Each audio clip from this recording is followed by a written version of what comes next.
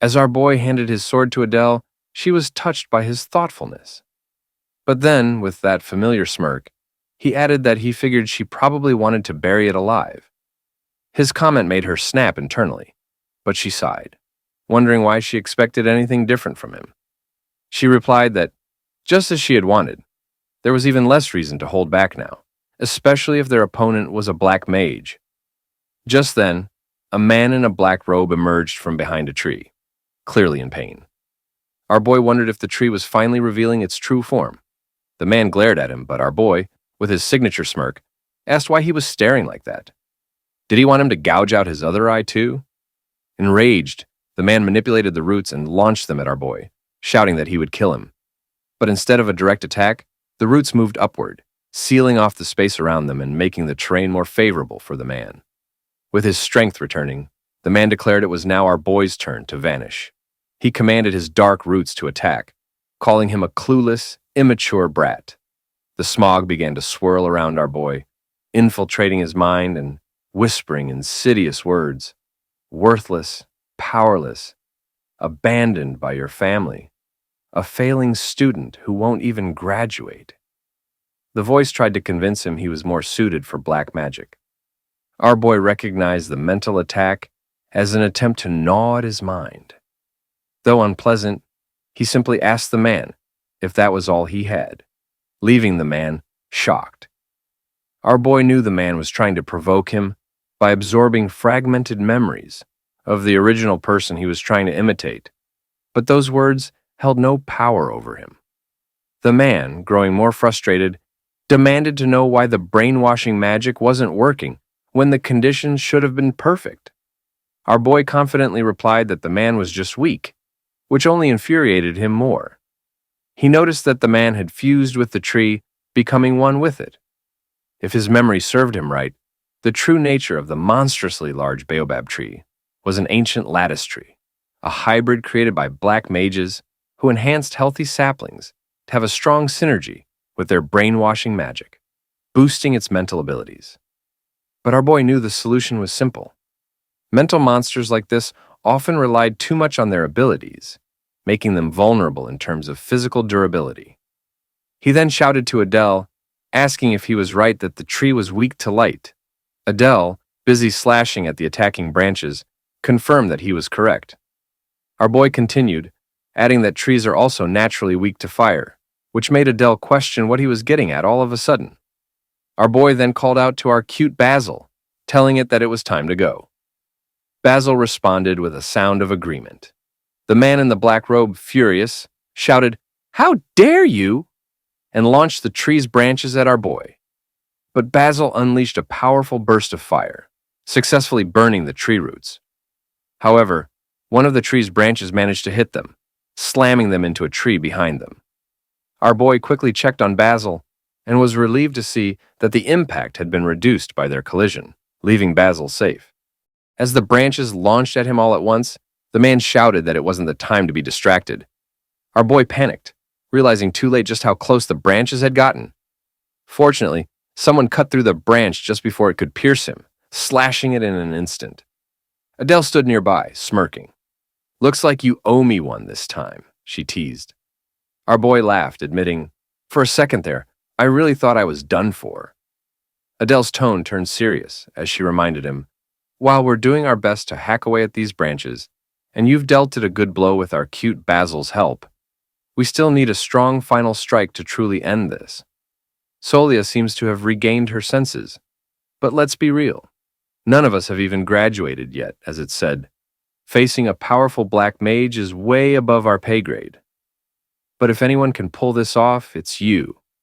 She paused, then asked, "Am I wrong?" Our boy flashed a confident grin. "Nope," he replied. Above them, the dark clouds began to break apart, letting the rain fall directly onto the tree. The man in the black robe gawked in disbelief. How could this be? Our boy had started a fire, and now it was raining again. The man wondered if this was some kind of magical blunder, but reassured himself that, even with a few tricks up his sleeve, a brat was still a brat. He commanded the branches to attack our boy again, proclaiming that if the light vanished, this place would become his domain once more. a prospect he found most agreeable. The branches coiled around our boy's legs, and the man sneered, declaring him dead. But our boy just chuckled, incredulous. "You really fell for it?" he asked, amused. The man sneered right back. "What, are you scared? Have you lost your mind?" Unfazed, our boy calmly drew out his wand, jabbed it into the branch, wrapped around his leg, and activated his lightning magic. The lightning crackled and surged through the branches, racing toward the tree roots where the man stood. A massive bolt of lightning struck from above, so powerful that it shattered the branches into pieces and obliterated the tree to which the man was fused. Desperate, the man couldn't accept what had just happened. He demanded to know how such low-level magic could wield so much power. He was convinced the brainwashing magic had taken effect and, in his frustration, blamed our boy for everything. Our boy sighed, thinking to himself that these were the cliché final words of a dying villain. He started to walk away but froze when he heard the man muttering something about needing to find the cube as soon as possible. Immediately, our boy turned back and demanded to know what the man was talking about, but it was too late. The man was already dissolving along with the dying tree. He racked his brain, trying to remember where he'd heard about this cube before. It definitely sounded familiar. Something from the original work, perhaps? Just then, Solia approached him and asked if his name was Han Siha. Surprised, he turned to her as she praised the command strategy he had given earlier, remarking that it was impressive. Then she asked if they had something to discuss. Our boy replied that he'd heard a lot about her and thanked her for her help earlier. However, Solia disagreed, saying she should be the one thanking him.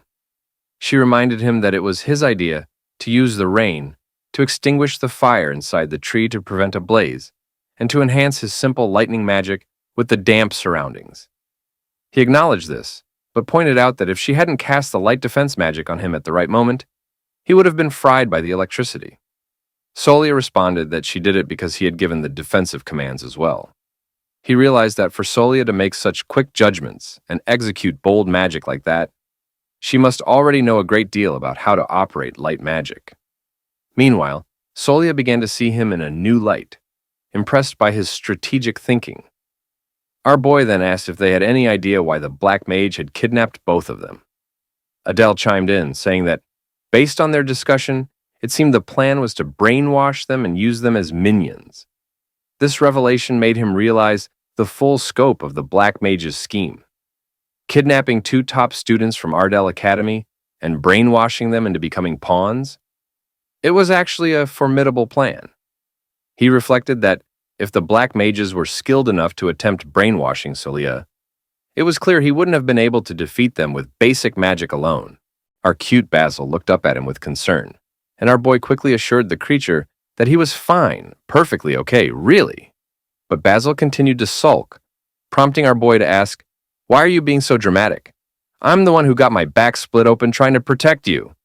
Adele immediately scolded him, pointing out that Basil was worried about him. Someone else chimed in, adding, "Even though you're S-grade in beast taming, you can be really clueless sometimes." Our boy was taken aback by their concern, and suddenly realized this is what it feels like to achieve something as a team. As they gathered around him, he felt a sense of camaraderie he'd never experienced before, a feeling that was both new and unfamiliar to him. Adele then demanded her share of praise, reminding him that she had chipped away at the tree branches quite a bit. Another member of the group stuttered, mentioning that he had also protected Solia until she woke up.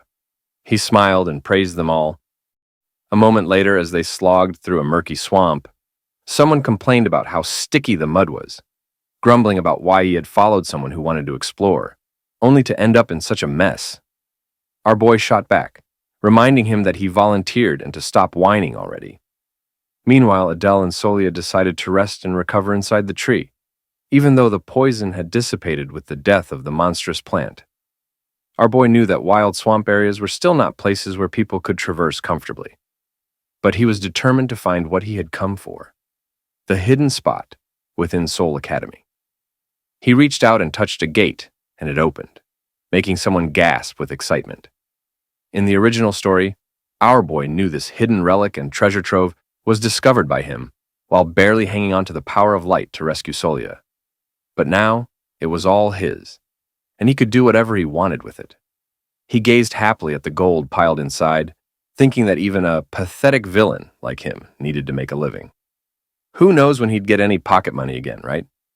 One of the group, equally thrilled, asked if this treasure was real and whether it had an owner. Our boy replied that even if there had been an owner, they were long dead. The statue at the entrance was an artifact from about 300 years ago. Intrigued, one of the group asked how he knew all this. Snapping out of his daydream, our boy replied that it was just general history knowledge, mentioning that the tribes who worshipped Cerberus around here had set up statues like this one. Still amazed, the group member asked if that was true, while our cute Basil busily inspected the gold. Suddenly, Basil let out an excited sound, catching our boy off guard. He turned to see the creature happily hugging a solid gold bar. Chuckling, our boy asked, "Have you developed a taste for money now?" But then he noticed that the gold bar looked a lot like a block of cheese.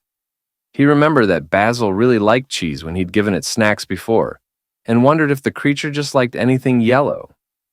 Smiling, he told Basil it was in luck, and could take as much as it wanted. One of the group members, amazed, asked if he could take some too. Our boy replied, "Sure, within reason." The member, overjoyed, asked if he was serious, and our boy confirmed with a nod. As they continued exploring the treasure, our boy came across a small chest and wondered if this was the one he was looking for. He remembered that in the desolate world they lived in, where mere survival was more important than luxury, they needed power to survive properly. It made sense to prioritize items that could increase their power over gold and trinkets. He opened the chest, knowing it contained what the original him had obtained after defeating the black mage. As he did, one of the group leaned closer, curious about the ragged item inside. Our boy revealed that it appeared to be a spellbook. The member's eyes widened in shock when he realized it was a basic black magic spellbook. "Put it down immediately," he shouted, fearing it might be cursed. Nervously, he then asked if our boy still couldn't let go of his interest in black magic. Our boy reassured him, saying, "Whatever you're thinking, it's probably a misunderstanding." He then opened the book, which began to float in front of him, releasing a bright light. He knew that the book adapted itself based on the user's preferences, and it was currently syncing with a basic magic spellbook. When the book finally landed in his hands, he told the group member to read the title again. Still wary, the member looked at the cover and read that it was indeed a basic magic spellbook. Our boy explained that the spellbook seemed to change based on the user's preferences, a clever trick to avoid any unwanted attention. Whether the black mage had originally placed it there or not, our boy thought, this spellbook was incredibly useful. If it contained all the basic magic, it had to be worth a fortune. He smiled to himself, realizing he'd hit the jackpot. And this wasn't just any spellbook. It was a high-level one that recommended the most essential magic based on the user's needs and allowed them to learn all the spells within at once, like a scroll. In other words, it was an opportunity to acquire all the basic magic that Ardell Academy students had spent the past year sweating over, all in one go. Our boy mused that studying might just be about having the right tools, which made one of the group members, noticing his oddly smug expression, wonder what was going on with him now. Our boy then suggested they head out, but one of them asked him to wait a moment while he grabbed one more bracelet. Our boy agreed, telling him to take everything he could. As they prepared to leave, our boy asked our cute Basil if they should start heading up slowly, mentioning that those at the top must be getting bored by now. Basil agreed, and they started walking. Suddenly, our boy heard someone call him stranger. He looked back in shock, but no one was there. The voice called him stranger again, and he began to wonder if he was the only one who could hear it. Then he noticed the spellbook glowing brightly in his hands, and realized that being called stranger wasn't a coincidence. The voice spoke again, telling him he was the stranger who had crossed into this world, and that all his actions would reshape it. Horrified, our boy began to understand what the voice was implying. He confirmed to himself that it was true. His seemingly insignificant actions might end up overturning the original plot. He was never supposed to be here today. In the original story, he was supposed to be a character who shouldn't have survived. Our boy realized that if the book he held could see through all truths in speech, then it must be the prophecy book, Carmen. He knew Carmen was an absolute prophecy book. No matter how much one might try to deny it, whatever the book foretold would inevitably come to pass. He began to wonder if this meant he should now refrain from interfering in everything. As a stranger to this world, he should have been isolated from the episodes, but his desire to live well had driven him straight into the heart of the academy. Just then, the voice spoke again, telling him that if this was the role given to him, he should accept it so that he might guide the miracles of the flowing world. The voice warned him, "Do nothing, and the world will march straight to destruction." Suddenly, our boy felt a surge of power rush through him and thought, what on earth was that? But before he could make heads or tails of it, he collapsed, wondering if this was the price of hearing prophecies. When he finally woke up in the dorm room, one was there, looking more relieved than a guy who just found out he passed a surprise test. "You scared the life out of me, man," one exclaimed. Our boy, still groggy, apologized with all the sincerity he could muster. Then he asked if he could have some alone time to rest, assuring one he was okay. One nodded, probably thinking, fair enough, and headed out to the convenience store to grab some snacks, leaving our boy alone with his thoughts. As soon as one left, our boy's mind decided to go full drama mode. He realized his actions might have caused a massive butterfly effect, where the main characters could end up dead, the dark magicians might win the war, and the Ardal Empire could collapse like a house of cards. In a world teetering on the edge of destruction, he figured he'd be toast either way. Great, he thought. Just when I was planning to live a quiet life, fate decides it's time to stir things up. He thought back to his past life, where getting involved in things he should have avoided only led to making enemies, facing betrayal, and spiraling into despair. He never wanted that kind of life again. Heck, he'd even flirted with the idea of death back then. But now, if the world was truly on the line because of him, he couldn't just ignore that annoying little voice in his heart telling him to do something.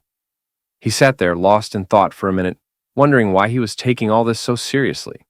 But deep down, he knew that when push came to shove, he'd end up tackling the situation head-on.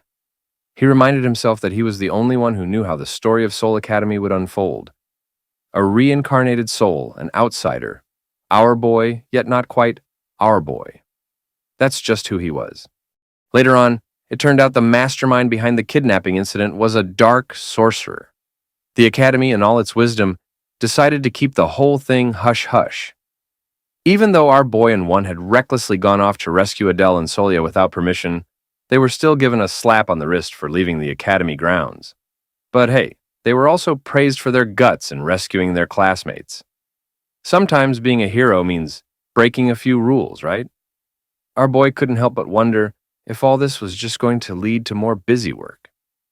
Couldn't they at least pay us for our efforts? He grumbled to himself. His irritation hit an all-time high when he learned that their first assignment for the magic practical class would be a group project. Seriously? A group project? Already, he thought, exasperated. They had just been released from the infirmary the day before, and now they were being thrown right back into the thick of things. A group project felt like a bus driver dealing with a fare-dodging passenger. There was always some troll among the troublemakers and pests. Our boy knew this was one of those real-life experiences where they'd learn to deal with all sorts of people. He wanted to show just how much more hellish group projects could be compared to monster hunting. After all, these projects were a significant part of Soul Academy's magical practical class. He wondered if the task would involve bringing back items found in various dungeons, and he thought about how exploring higher difficulty dungeons could earn them extra points. But he also knew there was a significant risk of failing and getting a big, fat 0 if they didn't complete the task within the short assignment period. Then, Professor Grin dropped another bombshell.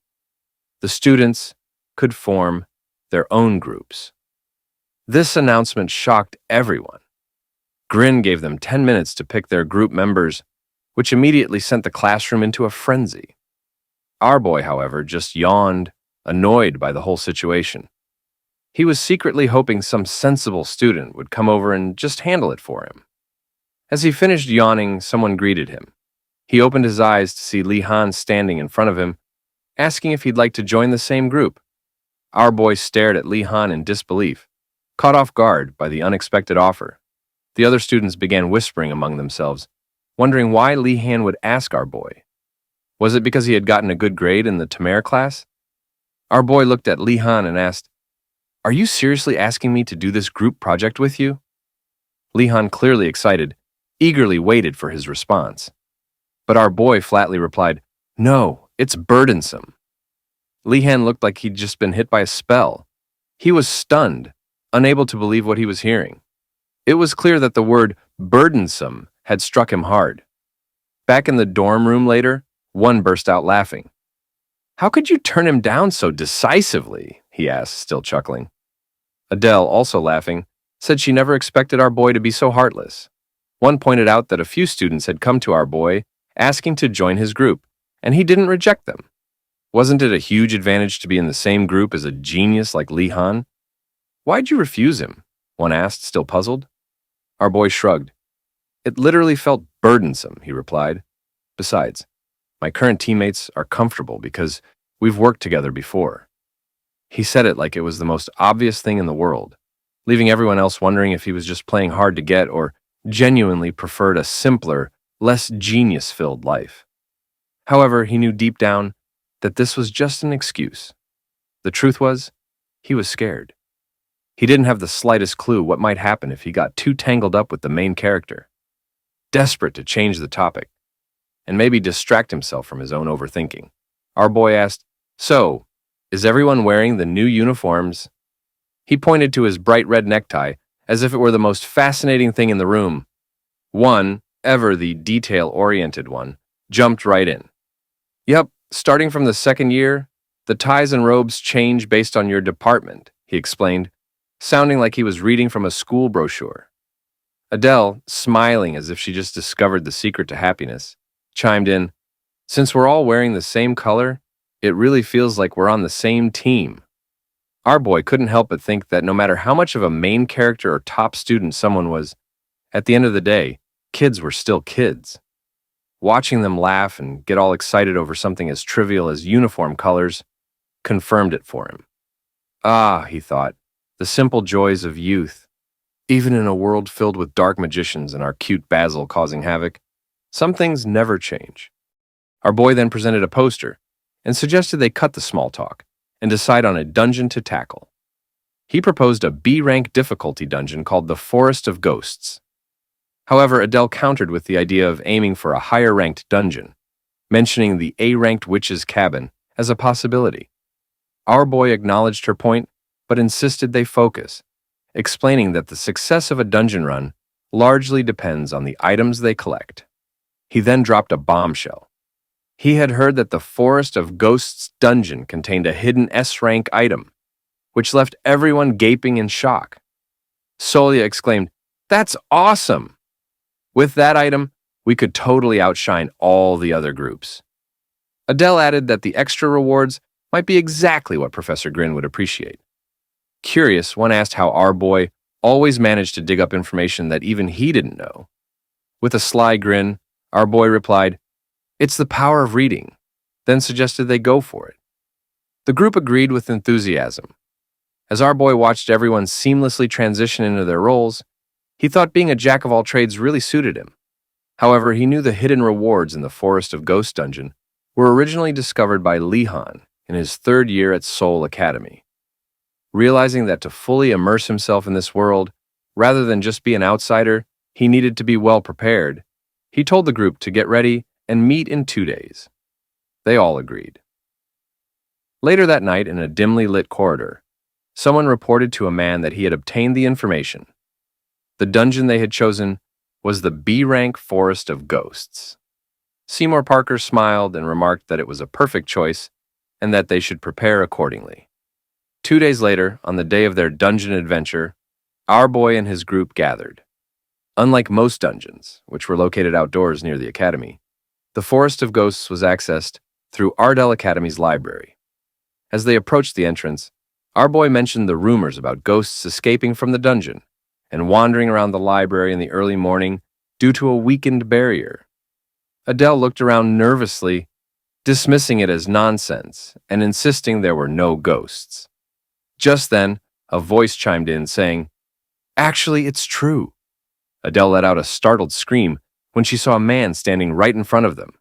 The man quickly clarified that he was just an ordinary person and explained that ghosts were indeed a type of monster, so their existence was not exactly news.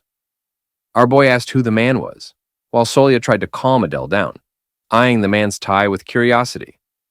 Our boy noted that the man didn't seem to be a student, majoring in magic, and inquired about his presence. The man introduced himself as Usher Barton, a first-year student, and said he had come to join them in the dungeon. Our boy was surprised. The name Usher Barton rang a bell. He recalled hearing about a freshman who had shown exceptional talent in divination magic at a young age and was highly regarded by a top student in the second-year theology department. Usher then asked if they would allow him to join, promising not to be a burden. Our boy couldn't help but think that if someone like Usher had specifically come to join a magic-class dungeon expedition, there had to be a reason behind it. Our boy asked Usher if he had seen something, which visibly startled Usher. Before Usher could respond, our boy guessed correctly and asked if Usher had a specific purpose for joining them. Just then, a lady approached and said, "Don't be so quick to suspect others." She added that if they were entering the Forest of Ghosts through the chaotic bookshelf area, Usher might actually be quite helpful. The lady, who introduced herself as Yun Hill, gently touched Adele and explained that Usher had the ability to see ghosts. This made Adele scream in fright once more. Yun Hill quickly apologized for startling Adele and clarified that she was Yun Hill, a second-year student from the theology department, and had come as Usher's guardian. Yun Hill explained that, as our boy had guessed, Usher had seen something unusual during his recent divination magic practice, which made him adamant about following our boy no matter what. Yun Hill added that it was the first time she had seen such a reaction from the usually quiet Usher. To ensure he wasn't wandering off on his own, she had gotten permission from their professor to accompany him, under the condition that she act as his guardian. Our boy said he didn't particularly mind the situation, but asked Yun Hill if she was hiding any strange schemes, like being a spy from another group hired to sabotage theirs. Yun Hill reassured him, explaining that the only reason she agreed to be Usher's guardian was because of one thing: him. Confused, our boy asked why she would be interested in him. Yun Hill, smiling, replied that he was completely her type, leaving our boy stunned and dazed with confusion. Yun Hill continued, saying that the moment he was assigned to the magic department and their eyes met, she had a feeling. She added that with his lifted eyes, slightly tousled brown hair, and that one-sided smile when he laughed, he was exactly her type of handsome. She always welcomed the chance to see a handsome guy up close, noticing that our boy wasn't moving. One realized that our boy's soul was practically being harvested, and jokingly mentioned that he didn't know Yun Hill was not only famous in the theology department, but also known as a collector of handsome guys with high grades. One added that since they were about to enter a dungeon full of dark attribute monsters, there was no harm in teaming up with the theology department students, and that our boy's troubles weren't really his concern. Solia agreed, and our boy couldn't believe how nonchalantly his team was treating the situation. Yun Hill then suggested that, since everyone seemed to agree, they should officially head into the dungeon. Usher grabbed a book from the shelf, explaining that the way to release the barrier was to remove a specific book. As he pulled it away, a bright light burst from behind the shelf, forcing them to shield their eyes. A portal appeared before them, and our boy knew it was the entrance to the dungeon. Our cute Basil let out a surprised growl, and our boy realized it must be overwhelmed by the sight, as the only dungeon it had previously encountered was a practice slime dungeon. Our boy lifted our cute Basil, reassuring it that despite the initial confusion, they should proceed, and Basil responded with a determined nod. Moments later, they were inside the dungeon, already thrust into combat. Our boy commanded Adele to move, and she responded with a confident, "Got it," swinging her sword through the air, while one provided support from the sidelines. Our boy realized that Professor Grin's emphasis on teamwork was spot on. The special item for dungeon entry was singular, and without it, they wouldn't be able to see the ghost-type monsters inside the dungeon at all. If members with poor cooperation or those too focused on individual scores had come, they might have ended up fighting each other before even facing the monsters. Thankfully, they had decided in advance who would use the blindfolds and assign scouting duties to Adele and one, who were agile. Solia, strong against dark attribute monsters, and Basil, with its high firepower, took on the role of damage dealers, quickly dispatching the smaller monsters. Our boy aimed at a ghost, feeling satisfied with their well-executed plan. Meanwhile, Yoonhil remarked to Usher about how impressive the group was, handling everything without even giving the theology students a chance to pitch in. Usher responded that what was even more impressive was our boy himself. Despite not taking theology classes or having any special items, our boy managed to perceive the movements of the ghosts so easily. It was like jumping into a battlefield blindfolded and still fighting like a pro. Usher then confirmed to himself that the revelation he had received was spot on. The voice had told him that the outsider from the magic department would save the world. The image of our boy and our cute Basil flashing in the magic crystal reinforced the prophecy in his mind. Suddenly, Usher snapped out of his thoughts and shouted that a powerful energy was approaching from the right. Our boy turned in that direction, his eyes widening in shock as thick purple smoke began pouring out of the house in front of them. The smoke swirled around the group, and our boy felt an icy chill, realizing that the pressure they were under was on a whole new level compared to dealing with a horde of ordinary monsters. Panic set in as he wondered if they were already up against the boss monster. So, this is the end of the video. I hope you enjoyed watching it. Don't forget to leave your comments below. Your opinions are valuable. Goodbye, and see you in the next chapter.